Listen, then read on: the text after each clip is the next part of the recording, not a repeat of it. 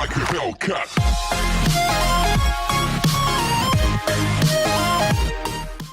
Hello and welcome back to the channel where once again it's time for another Sega Master System review, and as you'll have seen from the title, we're taking a look at Sonic the Hedgehog 2, which saw a release exclusively in the PAL region in November of 1992 on the console. Didn't get released over in Japan or North America because the Master System was discontinued by then. It did, however, get released on the Game Gear in those regions, so they did get to experience the game. Of course, though, with the Game Gear, you did have that cutback screen size. Like always, we're going to be talking about how it looks, how it sounds, how it plays, its content and lifespan, ultimately whether it is better than the original Sonic the Hedgehog on the console, and if and where it will feature in our Sega Master System Top 10.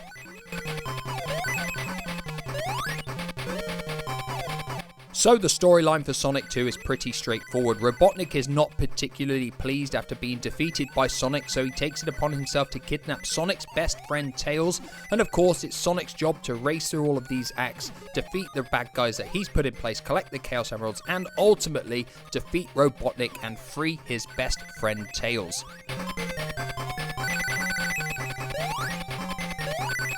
So like always, I'm going to start with visuals first, and there can be no denying that Sonic 2 is one of the best looking games on the entire system. The first game I said the same about. It's a very good looking game. What they've done here though is slightly tweak the game engine, and the game is all the better for it. I feel there's more going on in the backgrounds. I think there's a better use of colour in this game as well. So the game in general has a fantastic visual presentation. There's less slowdown in this game as well. There wasn't much in the first game, but there was a little bit in places, and I feel Sonic 2 has been tweaked enough so that there's barely any whatsoever, and it's all the better for it. There aren't really many negative points, in all fairness, in terms of looks in this game. There's very little sprite flicker, only evident really when you free your friends from the capture device at the end of every third stage. That is really the only bit of sprite flicker in the game. All the stages are nice and varied as well, so none of the stages feel the same visually, which is a fantastic thing. And also, before each stage, you get a nice screen showing you the act, and I do like that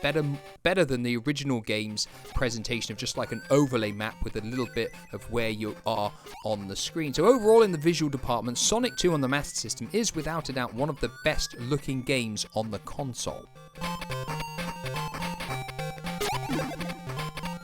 So moving on to the sound effects and music next, and without a doubt Sonic 2 performs very well in this regard as well. We've got fantastic new tracks for all the zones, and we've got new sound effects as well for collecting the rings and defeating the enemies, making the game feel new and fresh, not only visually but in the sound effect and music department as well.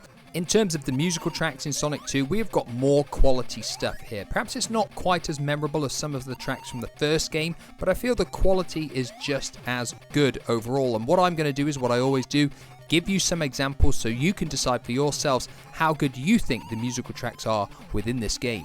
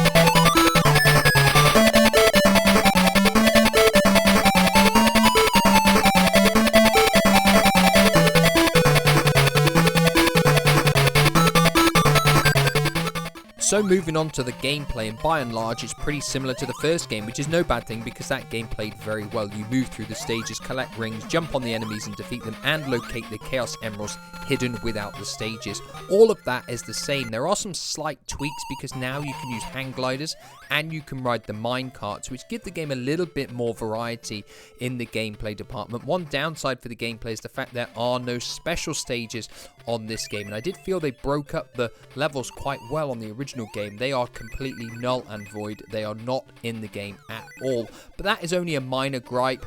The only other minor gripe, I guess, would be the fact that on the 16-bit version you get to control Tails as well. You don't get to control Tails on the Master System version of Sonic 2. It is 100% Sonic all the way, but overall in the gameplay department it does play very well, much like the original did.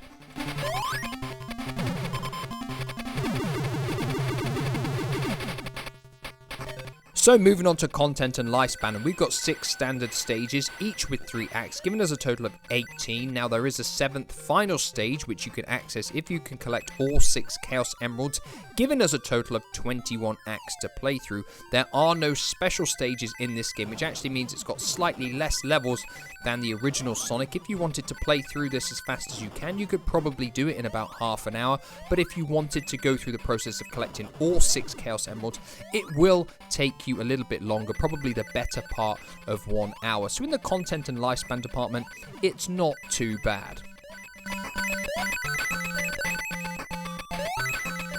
So like always, that leaves us with our 2 final questions. Is Sonic 2 on the Master System still worth playing today? And where will it feature in our Sega Master System top 10? And perhaps a third question is, how well does it compare with the original Sonic on the Master System? Now there is no denying that Sonic 2 is still worth playing. It is still really good fun to play, and it's an enjoyable romp for the time that you play it.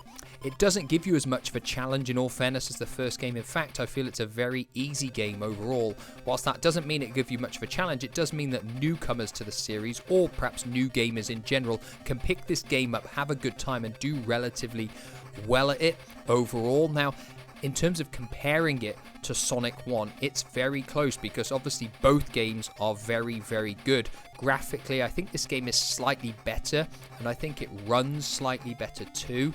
In terms of musical score, I think they're just as good as one another, in all fairness. Gameplay-wise as well, this one has slightly more variety with the hang gliders and the minecarts, but of course it doesn't have the special stages, and that for me is actually what separates these 2 games, and it's actually the reason they're separated on the Master System top 10 as well, because Sonic 2 is coming into my Master System top 10 at number 2, and the reason is simply because if I'm comparing this with the original game has all the different special stages, and this game doesn't have any at all, and for me that really is the only thing that separates it, because this game looks great, it sounds great, it plays great, it takes about a similar length of time to the original one to complete as well, but it just doesn't have any of the bonus stages, and for me that was just the major downfall for Sonic 2. Other than that, it is another fantastic Sonic experience, well worth buying. Even if you owned a Mega Drive back then, this game was well worth picking up because it is just another fantastic Sonic game. Like always though, these are just my thoughts and my thoughts alone, and I'm always interested in hearing what people have to say, their experiences with the games when they came out themselves. So let me know your thoughts down below with a comment, and like always, I'll be back in the near future with another review. Goodbye for now.